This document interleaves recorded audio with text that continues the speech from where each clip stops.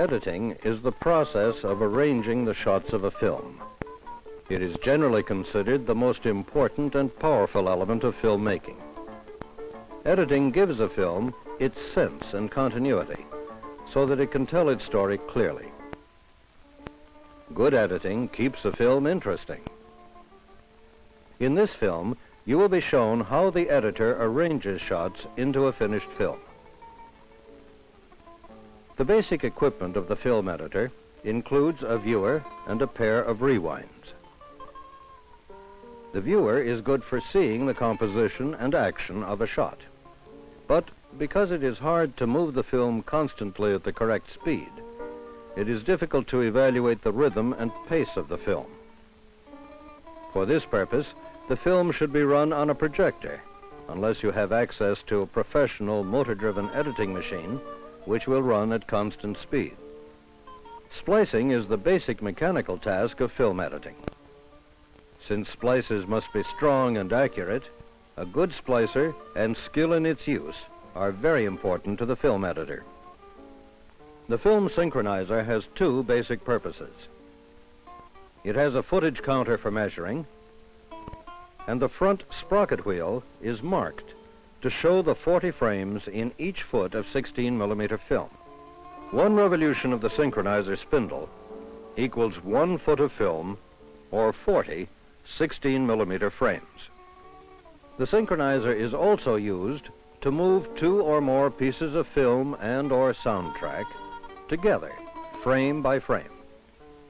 Editing is usually done with a work print, an inexpensive print made from the original film, which was shot in the camera. A work print is used to prevent damage to the original film by scratches, finger marks, or other accidents. The editor can also experiment with cutting and recutting the film without losing frames or having unnecessary splices in the original. Only after the final editing of the work print does the editor work with the original camera footage, conforming or matching it to the edited work print. Most often in working with 16mm film, the original picture is edited into 2 rolls called A and B. Individual shots in a sequence are alternated between the 2 rolls and are separated from each other by black leader. When prints or negatives are then made from these A and B rolls, the splices will be invisible. Using A and B rolls also allows editing special effects, such as superimpositions and dissolves. Editing effects can be grouped into 4 major categories: spatial, temporal, point of view, and transitions. The first of these groups, spatial effects, has to do with the composition and movement of the objects in a shot.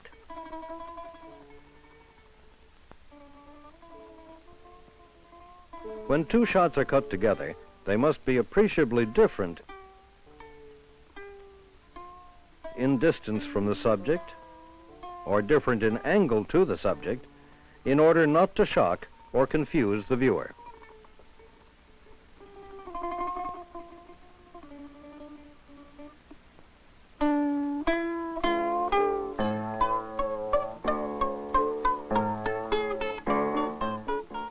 A specific way to cut 2 shots together is the match cut. The match cut is almost always made on an action or movement that is identical in both shots.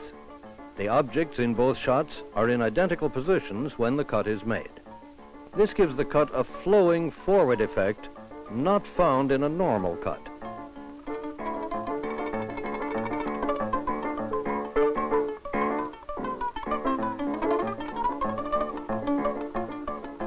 Cross-cutting is the cutting back and forth between 2 main actions which are usually related. Each main action becomes, in effect, the cutaway for the other. Cross-cutting originated in the chases of the early silent movies and is an effective device for creating suspense. When cross-cutting, the action of all the shots in each sequence must move in the same direction to avoid confusion.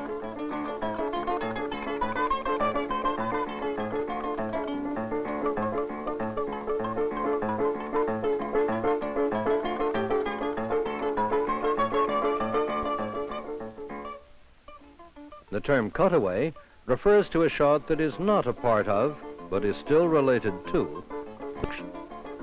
The editor will cut away from the main action to a related shot to cover a lapse in continuity, to contract the time an action really takes on screen, or to show a character's reaction to the main action.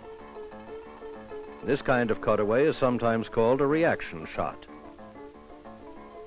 Another kind of editing deals with the temporal effects which relate to pace or rhythm of the cutting.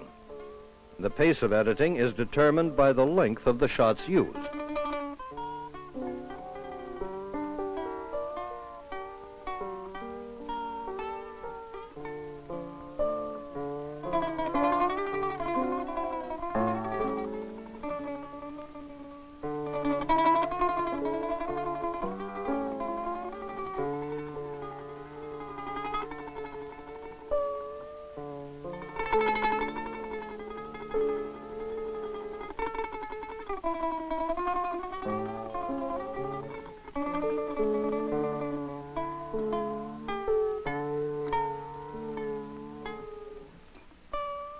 A series of longer shots will give a slower pace.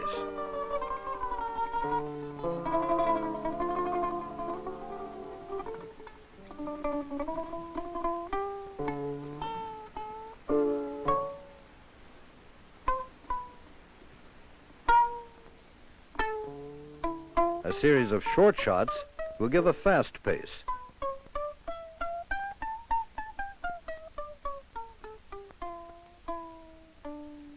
The editing pace of a sequence can enhance its content.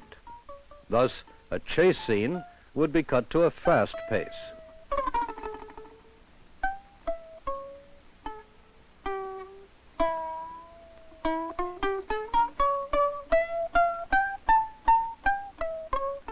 A peaceful scene to a slow pace.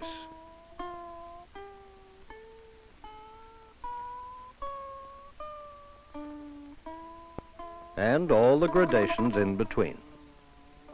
Editing for point of view has to do with who is seeing what.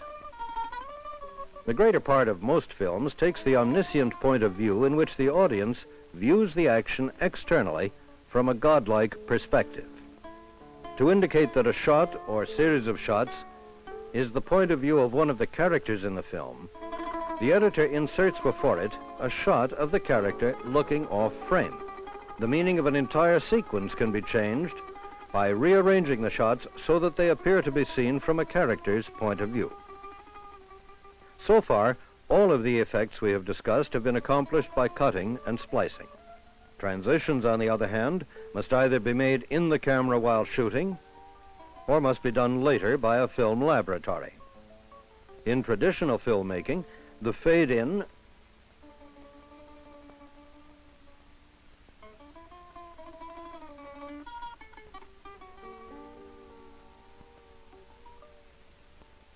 and fade out are roughly equivalent to the beginnings and ends of paragraphs. They show the definite beginning or end of a sequence of a film. The dissolve usually indicates a change of place or the passage of time. These are some of the basic editing effects. Now, let's see our movie.